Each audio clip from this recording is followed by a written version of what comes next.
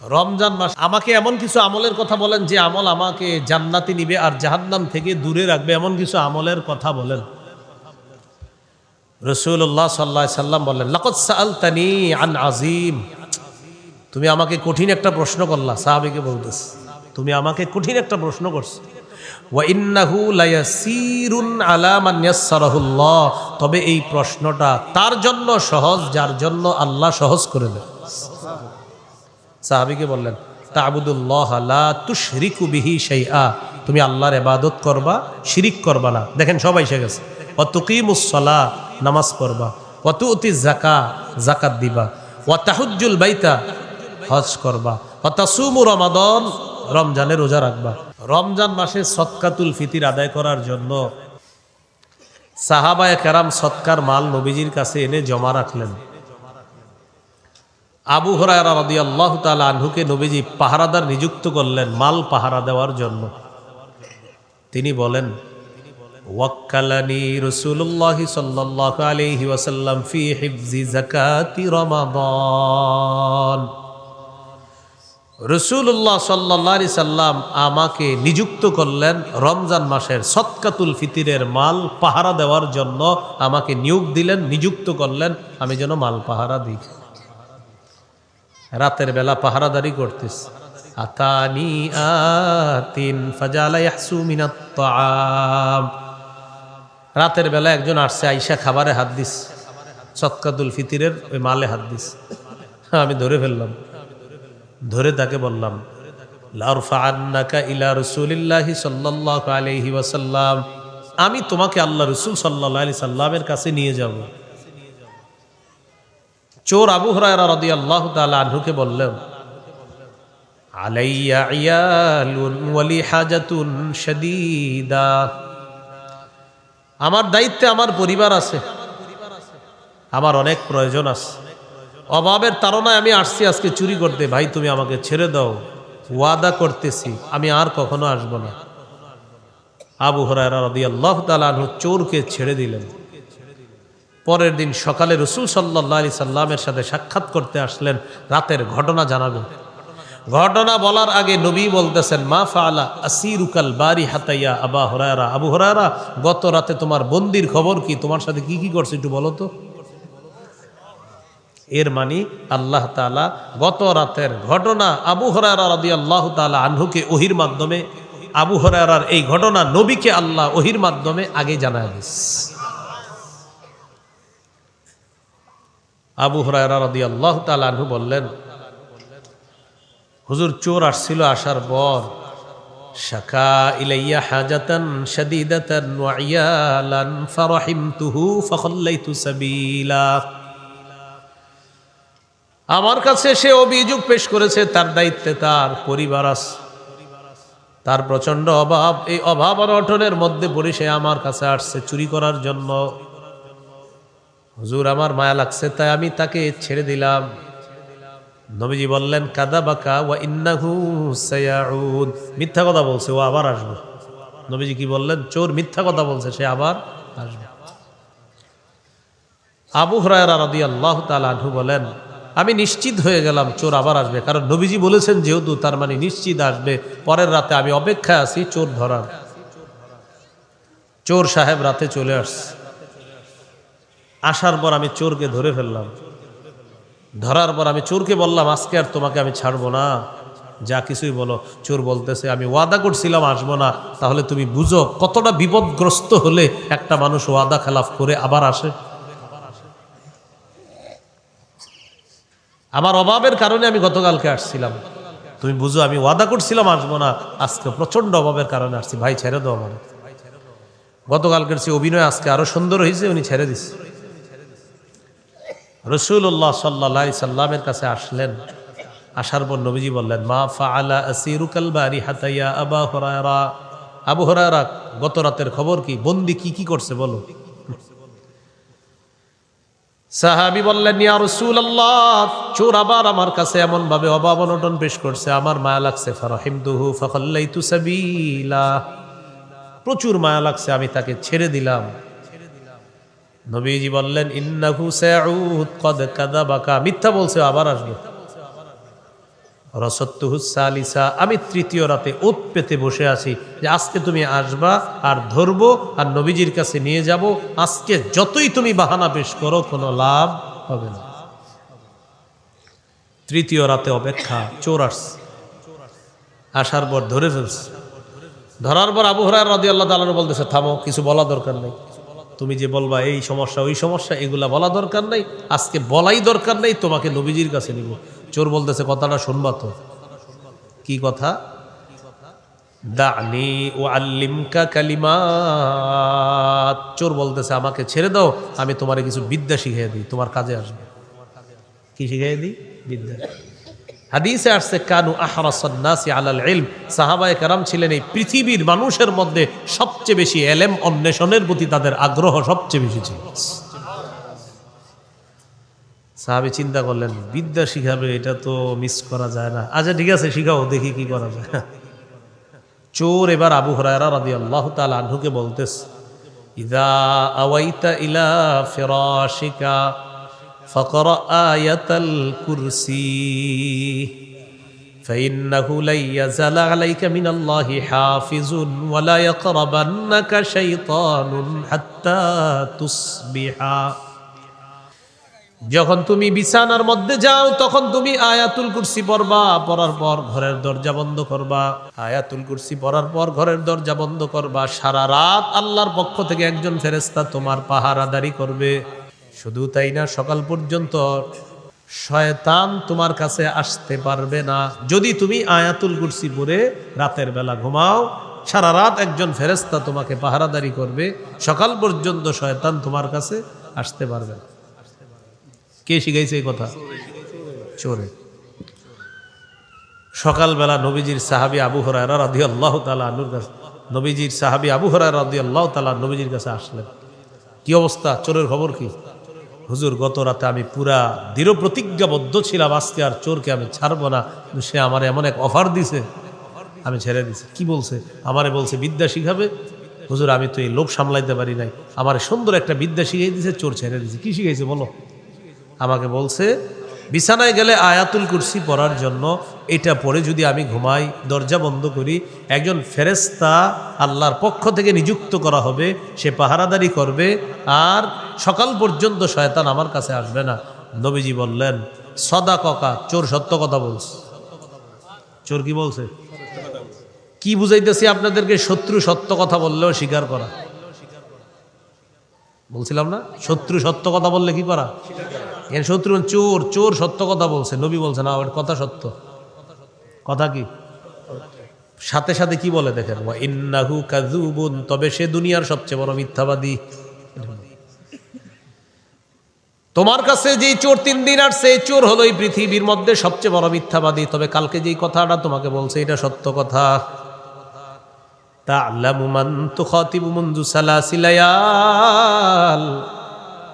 গত 3 রাত তুমি কার সাথে কথা বলছো আবু হুরায়রা তুমি জানোনি? যাকা শাইতান, সে ছিল শয়তান। কে ছিল? তো শয়তানের চেয়ে বড় মিথ্যাবাদী আর কেউ আছে? নবীজি বললেন সে সবচেয়ে বড় মিথ্যাবাদী, তবে কালকে যে বিদ্যাটা শিখেছে এটা সত্য। বুঝাইতে চাইলাম, আপনি একজনকে দেখতে পারেন না, এই জন্য তার সঠিক কথাটাও গ্রহণ করবেন না, এমন যেন না হয়। সঠিক কথা শত্রু বললেও বলবেন কথা সত্য, তবে তুমি আমার শত্রু, এটা বুঝলেন? কোত্থেকে কোথায় গেলাম বলেন তো? নরম আবু বকর সিদ্দিক গরম কেন হলেন? এখান থেকে আসলাম। প্রয়োজনে জালেমের বিরুদ্ধে, মুনাফিকের বিরুদ্ধে গরম হওয়ার অনুমতি আছে। তো আমাদের দেশে যারা জোরালো বক্তব্য দেয়, তো আপনি মানে ওনারা দেখতে পারেন না, এই জন্য ওনার এটা নিবেন না। এখন দেখি হাদিসে জোরালো বক্তব্য দেওয়ার কথা আছে কিনা, যদি থাকে আজকের পরে আর প্রতিবাদ করবেন না। ইবনে মাজাহ 45 নম্বর হাদিস, কানান নবী সাল্লাল্লাহু আলাইহি ওয়াসাল্লাম ইযা খাতাবা ইহমাররাত, মাঝে মাঝে আল্লাহ নবী যখন ভাষণ দিতেন নবীর চোখ দুইটা লাল হয়ে যেত। চোখ কি হতো? লাল হইতো কেন? ওয়া আলা সাউতুহু, নবীর আওয়াজ উঁচু হয়ে যেত। ওয়াশতাদ্দা গদবুহু, প্রচুর রাগ হয়ে যেত। মাঝে মাঝে ভাষণ দিতেন, চোখ লাল হইতো, আওয়াজ উঁচু হইতো, তার রাগ বেড়ে যেত। কান্নাহু মুনজিরু জাইশিন, যেন কোনো দলকে নবীজি জাহান্নামের সতর্ক বার্তা দিচ্ছে এমনভাবে মাঝে মাঝে নবী যখন ভাষণ দিতেন সতর্ক বার্তা উচ্চারণ করতেন, এইভাবে তার আওয়াজ উঁচু হতো, চোখগুলা লাল হয়ে যেত আর রাগ প্রচুর বেড়ে যাইত। তাহলে আলেমদের মধ্যে যারা সতর্ক বার্তা হিসাবে কোনো মাহফিলে প্রচণ্ড জোরালো বক্তব্য দেয়, যদি সতর্ক বার্তা হয় কোনো জালেমার মুনাফিকের বিরুদ্ধে, সেটা প্রশংসনীয়, এটা প্রশংসনীয়। এই জালেমের বিরুদ্ধে জোরালো ভাষণ কি প্রশংসনীয়? হাদিসে আসেনি জোরালো ভাষণের? নবীজি রাগ হইতো, নবীর চোখ লাল হইতো। এই জন্য কখনো কারো ব্যাপারে কলম চালাইতে বা ফেসবুকে লেখালেখি করতে আপনি নিশ্চিত হবেন আপনি সঠিক কিনা, যে আমি যে লেখতাছি আমার এগেনিস্টে যদি কোনো দলিল থাকে তাহলে মুশকিল, বিপদে পড়ে যাবেন না। আল্লাহ আমাদেরকে বুঝার তৌফিক দান করে। আবু বকর সিদ্দিক রাদিয়াল্লাহু তাআলা আনহু নরম ইহুদির গলায় গালের মধ্যে থাপ্পড় বসাইছে আর বলছে শান্তি চুক্তি না থাকলে গলাটা উড়াই দিতাম। ইহুদি রাসূলুল্লাহ সাল্লাল্লাহু আলাইহি সাল্লামের কাছে গেছে, যাওয়ার পর বলল আবু বকর আমারে থাপ্পড় দিস। রাসূলুল্লাহ সাল্লাল্লাহু আলাইহি সাল্লাম বলেন আবু বকর থাপ্পড় দিছো? জি হুজুর থাপ্পড় দিস। কেন? ইন্নাহু ক্বালা কাওলান আযীমা, সে আল্লাহর ব্যাপারে মারাত্মক কথা বলছে তাই থাপ্পড় দিস। কি বলছে আল্লাহর ব্যাপারে? হুজুর সে বলছে কর্জে হাসানার কথা যখন আপনি চিঠিতে লেখছেন এটা তাকে শোনানোর পর সে বলছে ও আল্লাহ কর্জে হাসানা চাইছে, তাহলে কি আল্লাহ গরিব আর আমরা হলাম ধনী? এই বেয়াদবিমূলক কথা বলছে। ইহুদির নবী বললেন তুমি এটা কেন বললা? ইহুদি বলতেছে মা কুলতু জালিকা, এই জাতীয় কোনো কথা আমি বলিই নেই। তাহলে আবু বকর সিদ্দিক রাদিয়াল্লাহু তাআলা আনহু বলছে আর ইহুদি বলে নাই আর থাপ্পড়, তখন ঘটনা কি হবে? সাক্ষী নাই। আল্লাহ তাআলা সূরা আলী ইমরানের 181 নম্বর আয়াত নাজিল করে দিলে সব আল্লাহ সাক্ষী দিয়ে দিস। আল্লাহ তাআলা বলেন লাকাদ সামিআল্লাহু কাওলাল্লাযীনা ক্বালু ইন্নাল্লাহা ফাকীরু ওয়া নাহনু আগনিয়া। অবশ্যই আল্লাহ শুনেছেন তাদের কথা যারা বলে আল্লাহ ফকির আমরা হলাম ধনী।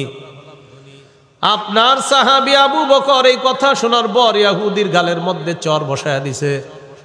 আবু বকরকে এখন মিথ্যাবাদী সাব্যস্ত করতে চাইছে। হাবিব আমি আল্লাহ তুই ইহুদির কথা শুনছি, আবু বকর যা বলছে সব সত্য, আমি আল্লাহই শুনছি ওর কথা, ও বলছে এগুলো, আর তো সাক্ষীর কোনো প্রয়োজন নাই। আল্লাহ বলে দিলেন। এই হলো সূরা আলী ইমরানের 181 নম্বর আয়াতের অংশ বিশেষ। পরে আল্লাহ বলেন সানাকতুবু মা ক্বালু ওয়া কাতলাহুমুল আমবিয়া বিগাইরি হক, অবশ্যই আমি লিখে রাখবো ইহুদিদের কথাগুলা। ওয়া কাতলাহুমুল আমবিয়া বিগাইরি হক, তারা যে অন্যায়ভাবে নবীদেরকে হত্যা করেছে এটাও লিখে রাখবো। আল্লাহ লিখে রাখবে তারা, উদ্দেশ্য হলো না'মুরুল মালাইকাতা বিকিতাবাতিন, আমি ফেরেশতাদেরকে আদেশ করব তারা লেখার জন্য। এটা হলো আল্লাহর লেখা, মানে আল্লাহ ফেরেশতাদেরকে দিয়ে লেখাবেন। কিয়ামতের দিন আমি বলবো ওয়ানাকুলু যুকু আযাবাল হারিক, আমি বলবো তোমরা প্রজ্বলিত আগুনের আযাব আস্বাদন করো, জ্বলন্ত আগুনের আযাব আস্বাদন করো। হারিক মানে যা জ্বালিয়ে পুড়িয়ে ভস্ম করে দেয়, ছাই করে দেয়, এমন আগুনের আযাব তোমরা ভোগ করতে থাকো। নাউজুবিল্লাহ। এই ব্যাপারে আল্লাহ তাআলা সূরা নাবার 21 নম্বর আয়াতে বলেন লা ইন্না জাহান্নামা কানাত মিরসাদাল লিত্তাগিনা মাআবা, নিশ্চয়ই জাহান্নাম উৎপেতে আছে নাফরমানদের ঠিকানা হিসাবে। পরে কি বলে দেখেন লা ইয়াযুকুনা ফিহা বারদাও ওয়ালা শারাবা, সেখানে তারা কোনো ঠান্ডা কোনো শীতল আস্বাদন করতে পারবে না। ইল্লা হামিমা ওয়া গাসসাকা, তবে ফুটন্ত গরম পানি আর রক্তপুজ এইগুলা তারা আস্বাদন করবে, খাবে। জাহান্নামীরা জাহান্নামের দারোগা ফেরেশতা মালিককে ডেকে বলবে ও মালিক খাবারের ব্যবস্থা করে দাও। আল্লাহর পক্ষ থেকে বলা হবে খাবার দিয়ে দাও, জাক্কুম নামক কাঁটাযুক্ত ফল দিয়ে দাও। লাআকিলুনা মিন শাজারিম মিন জাক্কুম, তারা কাঁটাযুক্ত জাক্কুম খাবে। ফামালিউনা মিনহাল বুতুন, এটা দিয়ে তাদের পেট ভরবে। এবার তারা বলবে পানি দাও পানি, তখন আল্লাহর পক্ষ থেকে বলা হবে সদিদু আহলিন নার ওয়া কাইহু জাহান্নাম, জাহান্নামীদের রক্ত পুঁজগুলা একত্রিত করে এদেরকে পানি হিসাবে পান করতে হবে। এটা আল্লাহ বলেন। ওয়ানাকুলু যুকু আযাবাল হারিক, আমি তাদেরকে বলবো আগুনের আযাব তোমরা আস্বাদন করো। তো জাহান্নামে যখন যাবে জ্বলন্ত ফুটন্ত পানি, এই পানির আযাবও আছে, গরম খাবারের আযাব আছে, গরম আগুনের আযাব আছে, আযাব আর আযাব। আল্লাহ বলেন ফাযুকু ফালান নাযীদাকুম ইল্লা আযাবা, তোমরা শুধু আযাব ভোগ করো আর আমি তোমাদেরকে বাড়াবো, শুধু আযাবই বাড়াবো, খালি আযাব বাড়াইতে থাকি। এখন প্রশ্ন হলো কেন এই আযাব আল্লাহ দিবে? পরের আয়াতে বলে যালিকা বিমা কদ্দামাত আইদিকুম ওয়া আন্নাল্লাহা লাইসা বিযাল্লামিল লিল আবিদ। আল্লাহ তাআলা বলেন আগুনের আযাব তোমরা আস্বাদন করবা কেন জানোনি? তোমাদের হাতের কামাইয়ের কারণে, তোমাদের কৃতকর্মের কারণে। হাতের কামাই, হাতের কামাই দ্বারা উদ্দেশ্য হলো ওই মানুষের কামাই। হাতের কামাই মানে তোমাদের কামাই। আরবরা অংশ বলে পুরা ব্যক্তিকে উদ্দেশ্য নেয়, আরবরা অংশ বলে পুরা মানুষটাকে উদ্দেশ্য নেয়। এখানে হাত বলে উদ্দেশ্য হাত ওয়ালা। তাব্বাত ইয়াদা আবি লাহাব, আবু লাহাবের 2 হাত ধ্বংস, উদ্দেশ্য আবু লাহাব ধ্বংস। তা আল্লাহ তাআলা বলেন যালিকা বিমা কদ্দামাত আইদিকুম, এই আযাব তোমাদেরকে দেওয়া হবে তোমাদের কৃতকর্মের কারণে, তোদের হাতের কামাইয়ের কারণে। হাতের কামাই দ্বারা উদ্দেশ্য তোমাদের কৃতকর্মের কারণে। ওয়া আন্নাল্লাহা লাইসা বিযাল্লামিল লিল আবিদ, আল্লাহ তাআলা বলেন নিশ্চয়ই আল্লাহ বান্দাদের প্রতি কোনো জুলুম করেন না। প্রশ্ন আসবে মনে মনে, আল্লাহ যে আযাব দিবে এটা কি জুলুম না? আল্লাহ বলে না, এটা কোনো জুলুম না। তারাই আযাব ভোগ করবে তাদের কৃতকর্মের কারণে, আমি জুলুম করি নাই তাদের উপর, তারাই জুলুম করছে নিজেদের উপর। সূরা আম্বিয়ার মধ্যে আছে, ওই যে বুখারীর সর্বশেষ হাদিস দেখবেন অনেক মাদ্রাসায় ছেলেরা পড়ে, বাবু কওলিল্লাহি ওয়া নাদউল মাওয়াজিনাল কিসত লিয়াউমিল কিয়ামাহ ওয়া আন্না আমালা বানি আদম ওয়া কওলাহুম ইউজান। এটা পড়া দেখবেন ছাত্ররা পড়তে থাকে অবিহি ক্বালা হাদাসানা। ইমাম বুখারী সর্বশেষ হাদিসের আলোচনা করতে গিয়ে কোরআনের একটা আয়াত আনছে সূরা আম্বিয়ার। এই আয়াতে আল্লাহ বলেন ওয়া নাদউল মাওয়াজিনাল কিসত লিয়াউমিল কিয়ামাতি ফালা তুজলামু নাফসুন শাইআ, আমি কিয়ামতের ময়দানে ইনসাফের দাড়ি পাল্লা স্থাপন করব। ইনসাফের দাড়ি পাল্লা স্থাপন করার পর আমল ওজন করব অথবা আমল নামা ওজন করব। দেখেন কি বলি, আমল ওজন করা হবে অথবা আমল নামা ওজন করা হবে, অথবা আমলকে একটা দেহে রূপান্তরিত করে ওই দেহটাকে ওজন করা হবে, অথবা আমলকারী মানুষটাকে ওজন করা হবে। 4টি ব্যাখ্যা, হয়তো আমল ওজন করা হবে, না হয় আমলটাকে একটা দেহে রূপ দেওয়া হবে, ওই দেহটাকে ওজন করা হবে। 3 নাম্বার আমলকারীকে মানে আমাকে আপনাকেই ওজনের পাল্লায় দিয়ে দেওয়া হবে। দুনিয়াতে তো এটার দৃষ্টান্ত আছে, আমরা দাঁড়াইলে আমাদের ওজন ওঠে না 75 80, তো সেখানে কিন্তু ওজন উঠবে আমাদের না, সেখানে আমলের ওজন হবে। প্রশ্ন হলো হুজুর আমলের ওজন আমার শরীর দিয়ে কিভাবে হবে? মুহাদ্দিসিনে কেরাম লেখেন রূহ যেমন শরীরের ভিতরে আল্লাহ রাখে কিন্তু দেখা যায় না, আমল নামাটাও আল্লাহ শরীরের ভিতরে ঢুকাইয়া দিবে যদিও দেখা যায় না। ও যখন ওজনের পাল্লায় উঠবে তখন ওই আমল অনুযায়ী, ভালো আমল আর খারাপ আমল অনুযায়ী ওর ওজনটাও উঠে যাবে। এটা 3 নাম্বার ব্যাখ্যা। 4 নাম্বার আমল নামা ওজন করা হবে, তাহলে আমল ওজন করা হবে স্বয়ং আমলটা। 2 নাম্বার আমলকে একটা দেহরূপ দিয়ে এটাকে ওজন করা হবে। 3 নাম্বার আমলকারীকে ওজন করা হবে। 4 নাম্বার আমল নামাকে ওজন করা হবে। এখন আল্লাহ বলেন এই যে আমল ওজন করব আমি, কেন করব? ফালা তুজলামু নাফসুন শাইআ, তোমাদের কারো প্রতি কোনো বিচার করা হবে না। মুফাসসিরিনে কেরাম লেখেন কিয়ামতের ময়দানে ওজনের পাল্লা স্থাপন করা কি প্রয়োজন? আল্লাহ বলে দিলেই তো হয় তুমি জাহান্নামী আর তুমি জান্নাতি, আল্লাহ তো সব জানেন, এরপরে ওজনের পাল্লা কেন স্থাপন করবেন? মুফাসসিরিনে কেরাম বলেন ওজনের পাল্লা স্থাপন করে মানুষকে আল্লাহ দেখায় দিবেন, দেখো আমি আল্লাহ তোমাদের প্রতি কোনো অবিচার করি নাই, তোমরা নিজেদের কৃতকর্মের কারণে আজকে জাহান্নামী হবা। এটা দেখানোর জন্য ওজনের পাল্লা আল্লাহ স্থাপন করবেন। তাহলে আল্লাহ বান্দাদের উপর কি করেন না? জুলুম করেন না। আল্লাহ কারো উপর জুলুম করেন না, বরং বান্দা নিজেই নিজের উপর জুলুম করে আখিরাত বরবাদ করে। আল্লাহ আমাদেরকে বুঝার তৌফিক দান করেন। এইগুলো আজকের আলোচনার দ্বিতীয় বিষয়বস্তু। আল্লাহ তাআলাকে তারা বলছিল ফকির নিজেদেরকে বলছে ধনী। আল্লাহ বিষয়টা নাজিল করে দিয়ে বুঝাইলেন যে তারা যেই কথাগুলো বলেছে আমার ব্যাপারে বেয়াদবিমূলক কথা, আবু বকর সত্যি সত্যি শুনেছে, আবু বকর থাপ্পড় দিছে, সঠিক কাজ করছে। এই হলো আজকের দ্বিতীয় আলোচনা। 3 নাম্বার আলোচনা এখন শুরু হবে। ইয়াহুদিদের কয়েকজনের কাছে নবীর দাওয়াত পৌঁছার পর তারা বলল, এটা আমি আগেও বলেছিলাম সংক্ষেপে, এখন দেখেন তারা বলল, আমরা ততক্ষণ কোনো রসুলের প্রতি ঈমান আনবো না যতক্ষণ রসুল একটা পশু কোরবানি না করবে, আর আগুন আইসা ওই কোরবানির পশুটাকে যতক্ষণ না জ্বালাবে ততক্ষণ আমরা ঈমান আনবো না। তো কোরআনের আয়াতটা শুনেন, আল্লাহ বলেন, আল্লাযীনা ক্বালু ইন্নাল্লাহা আহিদা ইলাইনা আল্লা নু'মিনা লিরাসূলিন হাত্তা ইয়াতিয়ানা বিকুরবানিন তাকুলুহুন নার। কাব ইবনে আশরাফ সহ কয়েকজন ইহুদির কাছে দাওয়াত যাওয়ার পর তারা বলতে লাগলো, তাওরাতের মধ্যে আল্লাহ তাআলা আমাদের কাছ থেকে অঙ্গীকার নিয়েছেন আমরা যেন কোনো রসুলকে বিশ্বাস না করি যতক্ষণ ওই রসুল একটা কোরবানি পেশ না করে আর ওই কোরবানির পশুটাকে আসমানের আগুন আইসা জ্বালায়া না দেয় ততক্ষণ যেন ঈমান না আনি। ও নবী মুহাম্মদ সাল্লাল্লাহু আলাইহি ওয়াসাল্লাম, আপনিও একটা পশু কোরবানি করেন, করার পর এটা পাহাড়ের উপর রেখে আসবেন, আগুন আইসা জ্বালায়া দিবে, এরপর আমরা আপনাকে বিশ্বাস করব।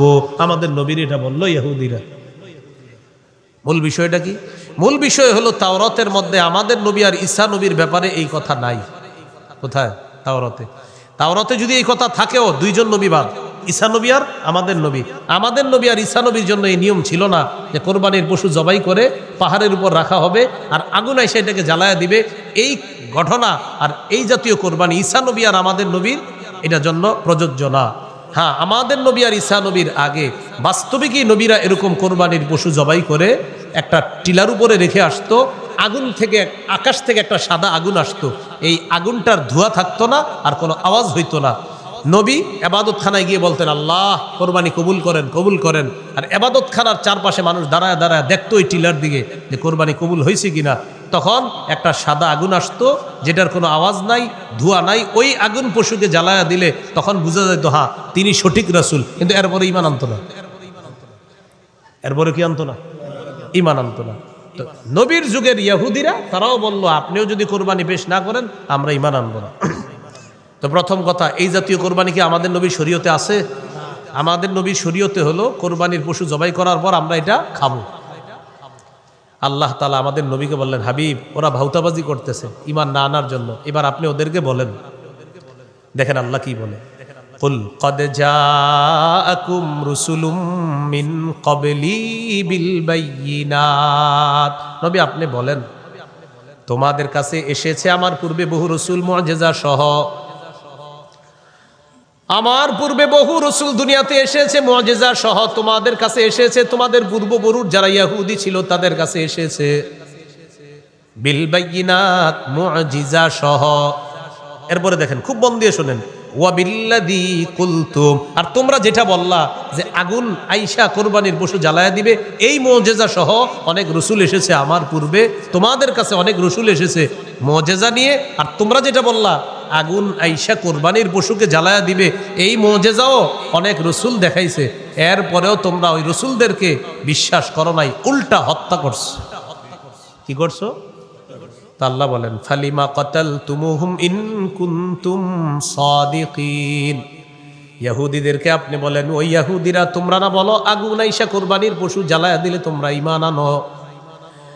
আমার পূর্বে বহু রসুল এইভাবে আগুন, ওই আগুন যেন আসমান থেকে এসে কোরবানির পশুটা জ্বালায়া দেয় এমন কোরবানি পেশ করছে বহু রসুল। পেশ করার পর আসমানের আগুন আইসা ওই পশুটাকে জ্বালিয়ে দিছে, এরপরেও তোমরা ঈমান না এনে ওই নবীকে তোমরা হত্যা করছো। যেমন জাকারিয়া নবী, ইয়াহইয়া নবী, তাদেরকে তোমরা হত্যা করেছ। যদি তোমাদের দাবিতে তোমরা সত্যবাদী হও তাহলে বলো নবীদেরকে কেন হত্যা করলা, আগের নবীদেরকে? হুজুর এরা আসলে ভাউতাবাজি করতেছে, আপনার উপর ঈমান আনবে না, এটা শুধু একটা কথা। আপনারা যখন এটা বলবে আপনি বলবেন আমার পূর্বে তো বহু রসুল এসেছে অনেক মুআজিজা সহ, আর তোমরা যেটা বললা যে একটা পশু কোরবানি করে এটাকে পাহাড়ে রেখে আসতে, টিলার উপর রেখে আসতে, আর আগুন এসে সেটাকে জ্বালিয়ে দিবে, তো এই জাতীয় দৃষ্টান্ত তো পূর্বেও ছিল, কোথায়? তারা তো ঈমান আনে নাই, উল্টা তাদেরকে তারা হত্যা করেছে, যেমন জাকারিয়া ইয়াহিয়া নবীকে তারা হত্যা করেছে। কেন হত্যা করলা বলো তো? তোমাদের পূর্বপুরুষ ইহুদিরা এটা করছে বলো। তা আল্লাহ বুঝাই দিলেন আয়াতের মাধ্যমে আসলে এরা ঈমান আনবে না, এটা হলো ওদের মূল টার্গেট। এ হলো আজকের আলোচনার চতুর্থ বিষয়। খুব মন দেন, আজকের আলোচনার সর্বশেষ বিষয়। আল্লাহ তাআলা বলেন, হাবিব মূল বিষয়টা তাদেরকে জানায়া দেন। আপনার কথা যারা বিশ্বাস করবে এরাও মরবে, যারা বিশ্বাস করবে না এরাও মরবে, এটা বলে দেন। কুল্লু নাফসিন যায়িকাতুল মাউত। আপনি বলে দেন প্রত্যেকটা নফস মৃত্যুর স্বাদ গ্রহণ করবে। আমার কথা আমার সাহাবী যারা মানছে তারাও মরবে, আর তোমরা যারা ইহুদিরা মানো না তোমরাও মরবা। সূরা আনকাবুতের 57 নম্বর আয়াত আছে, কুল্লু নাফসিন যায়িকাতুল মাউত, প্রত্যেকটা নফস মৃত্যুর স্বাদ গ্রহণ করবে। 21 পারা 19 নম্বর পৃষ্ঠা সূরা আহজাবের 16 নম্বর আয়াতে আল্লাহ বলেন, কুল লা ইয়ানফাআকুমুল ফিরারু ইন ফারারতুম মিনাল মাউত। যদি তোমরা মৃত্যু থেকে পলায়ন করো, নবী আপনি বলেন এই পলায়ন তোমাদের কোনো কাজে আসবে না। সূরা নিসা 78 নম্বর আয়াত আল্লাহ বলেন, আইনামা তাকুনু ইউদরিকুমুল মাউত, যেখানেই থাকো মৃত্যু তোমাদেরকে পাকড়াও করবে। সূরা মুনাফিকুনের 11 নম্বর আয়াত, ওয়ালাই ইউআখিরাল্লাহু নাফসান ইযা জাআ আজালুহা, মৃত্যু আসলে আল্লাহ কিছুতেই কাউকে একটু সুযোগ দিবেন না। সূরা আরাফের 34 নম্বর আয়াত, সূরা ইউনূসের 49 নম্বর আয়াত আল্লাহ বলেন, লিকুল্লি উম্মাতিন আজাল ইযা জাআ আজালুহুম ফালা ইস্তাখিরুনা সাআতাও ওয়ালা ইস্তাকদিমুন। প্রত্যেকটা উম্মতের জন্য মৃত্যুর সময় নির্ধারণ করা। মৃত্যু যখন আসবে সে আগেও মরবে না পরেও মরবে না, ওই সময় সে মৃত্যুবরণ করবে। সূরাতুল জুমুআ 8 নম্বর আয়াত 28 পারা 13 নম্বর পৃষ্ঠার একদম শুরুর আয়াতে আল্লাহ বলেন, কুল ইন্নাল মাউতাল্লাযী তাফিররুনা মিনহু ফাইন্নাহু মুলাকীকুম সুম্মা তুরাদ্দুনা ইলা আলিমিল গায়বি ওয়াশ শাহাদাতি ফায়ুনাব্বিউকুম বিমা কুনতুম তা'মালুন। যে মৃত্যু থেকে তোমরা পালিয়ে বেড়াও এটা তোমাদের সাথে সাক্ষাৎ করবে। মৃত্যু তোমাদের সাথে কি করবে? সাক্ষাৎ করবে। অতঃপর তোমাদেরকে ফিরিয়ে নেওয়া হবে দৃশ্য অদৃশ্য সম্পর্কে যিনি জানেন সেই রবের দিকে ফিরিয়ে নেওয়া হবে। ফায়ুনাব্বিউকুম, তিনি তোমাদেরকে অবহিত করে দিবেন, জানিয়ে দিবেন, বিমা কুনতুম তা'মালুন, তোমরা যা করেছো দুনিয়াতে তিনি সব জানিয়ে দিবেন। এটা হলো মৃত্যু। মনে রাখবেন প্রিয় ভাইয়েরা, মৃত্যুর যন্ত্রণাও সবার কাছে আসবে, ইমানদার বেঈমান সবার কাছে। সূরা কফের 19 নম্বর আয়াতে আল্লাহ বলেন, ওয়াজাআত সাকরাতুল মাউতি বিল হক, সত্যি সত্যি মৃত্যুর যন্ত্রণা আসবে। যালিকা মা কুনতা মিনহু তাহিদ, যে মৃত্যু থেকে তোমরা পালিয়ে বেড়াতে এই মৃত্যুর যন্ত্রণা আসবে। সূরা ওয়াকিয়া প্রতিদিন অনেকে পড়েন, এটা দেখবেন 83 থেকে 85 নম্বর আয়াত, দেখেন তো পড়েন কিনা। ফালাউলা ইযা বালাগাতিল হুলকুম ওয়া আনতুম হিনা ইযিন তানজুরুন ওয়া নাহনু আকরাবু ইলাইহি মিনকুম ওয়ালাকিন লা তুবসিরুন। মৃত্যুপথ যাত্রীর প্রাণটা যখন উষ্টাগত হবে সবাই মিলে তাকে আটকে রাখতে পারবা না, চেয়ে চেয়ে শুধু দেখবা মৃত্যুপথ যাত্রীকে, আমি তোমাদের চেয়ে তার অধিক নিকটবর্তী। আল্লাহ বলেন, ওয়ালাকিন লা তুবসিরুন, কিন্তু তোমরা তা দেখো না। সূরা কিয়ামা 26 থেকে 30 নম্বর আয়াত, দেখবেন ইমাম সাহেবরা ফজরের নামাজে এই সূরাগুলো বেশি পড়ে। আল্লাহ তাআলা বলেন, কাল্লা ইযা বালাগাতিত তারাকিয়া ওয়া কিলা মান রাক, মৃত্যুপথ যাত্রীকে কখনো আটকে রাখতে পারবা না। প্রাণটা যখন উষ্টাগত হয় তখন আশেপাশ থেকে বলা হয় মান রাক, কে আছে ঝাড়ফুঁককারী ডাক্তার কবিরাজ, কে আছে, কে আছে তাকে ট্রিটমেন্ট করার জন্য ডাক্তার কবিরাজ, কে আছে। রক শব্দের অর্থ হলো ঝাড়ফুঁককারী, এখানে উদ্দেশ্য কে আছে তাকে ট্রিটমেন্ট করবে। কোনো ডাক্তার কবিরাজ আছে তখন আমরা অ্যাম্বুলেন্স আনি, আনার পর তাকে উঠায়া হসপিটালাইজড করি, কিন্তু হসপিটালে নেওয়ার 5-10 মিনিট আগে মৃত্যু হয়ে যায়। হসপিটালে গিয়ে বলি, আরে 10টা মিনিট আগে আসলে ভালো হইতো, মানে কি বাস্তব? ডাক্তার সাহেব 5 মিনিট আগে কেন আসলেন না, মানে আসলে কি হইতো? মারা যাওয়ার পর এগুলার বললেন না, মারা যাওয়ার পর বলবেন ইন্না লিল্লাহি ওয়া ইন্না ইলাইহি রাজিউন, এটা বলবেন। আর কামবেন, চোখে পানি আসবে, এটা ঠিক আছে। ইন্নাল আইনা তাদমা, চোখে পানি আসবে, বুখারীর বর্ণনা। ওয়াল কলবা ইয়াহজান, অন্তর ব্যথিত হবে। ওয়ালা নাকুলু ইল্লা মা ইয়ারদা রব্বুনা, মুখ দিয়ে উল্টা পাল্টা কথা বলা যাবে না। আল্লাহ আমাদেরকে বোঝার তৌফিক দান করেন।